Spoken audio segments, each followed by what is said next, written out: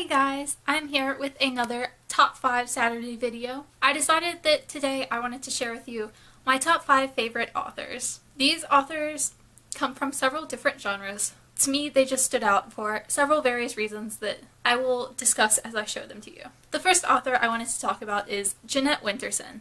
This is her book, Written on the Body, and thus far it is the only book I've read by her. However, she has an amazing writing style. She's someone whose writing I read, and it just screams how beautiful it is, and it smacks you in the face kind of with how beautiful it is.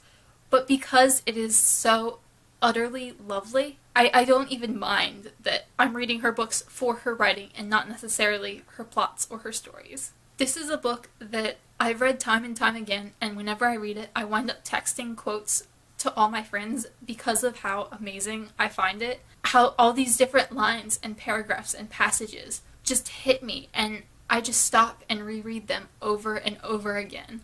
I would highly recommend her books to anyone who's interested in something with beautiful writing. I was not the biggest fan of her stories, or at least the story and the plot in this. It's much more about her writing and about the characters in a way. But I adore this book, and it's a 5-star read for me.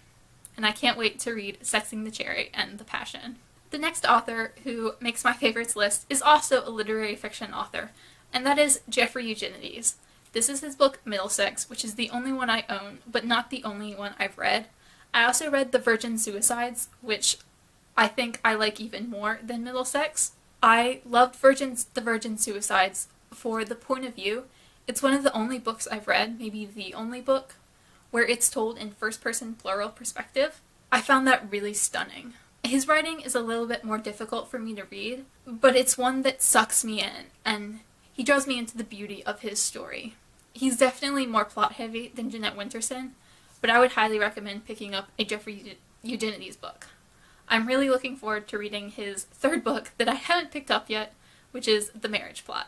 The next author I wanted to talk about also wrote the only nonfiction book I have on this list, and that is Daniel Mendelson, who wrote The Lost, which is one of my favorite books of all time. This book is about Daniel as he searches for the truth about what happened to his relatives during the Holocaust. He's specifically looking for his grandfather's brother and that man's wife and daughters.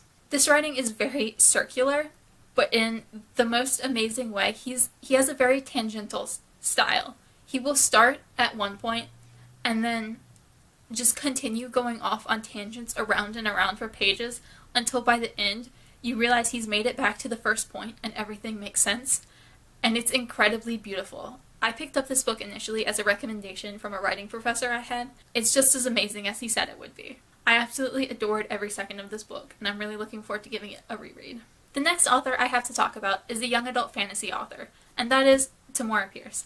I have read almost every single book that Tamora Pierce has ever written, except for her most recent book that was published this year, and I love them.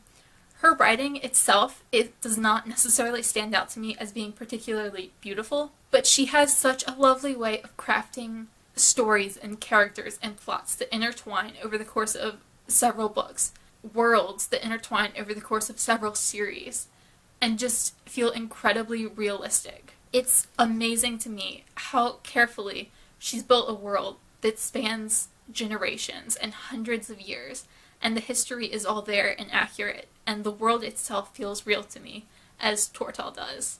I love Tamora Pierce, and I highly recommend picking up her books if you're at all a fan of young adult fantasy. The world building and the character development is really astounding to me. The final author I wanted to talk about is a young adult and new adult author, and that is Ellen Emerson White. This is her book Long May She Reign, which is the 4th book in the President's Daughter series. This book itself I would consider new adult, but the series starts when Meg is in high school.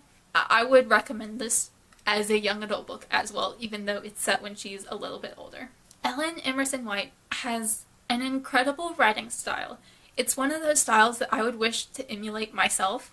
It's very clear, it's very concise, and she writes characters with amazing senses of humor. Meg is a brilliant protagonist, and honestly, she's one of my favorite characters of all time. I love following her. I love her thoughts.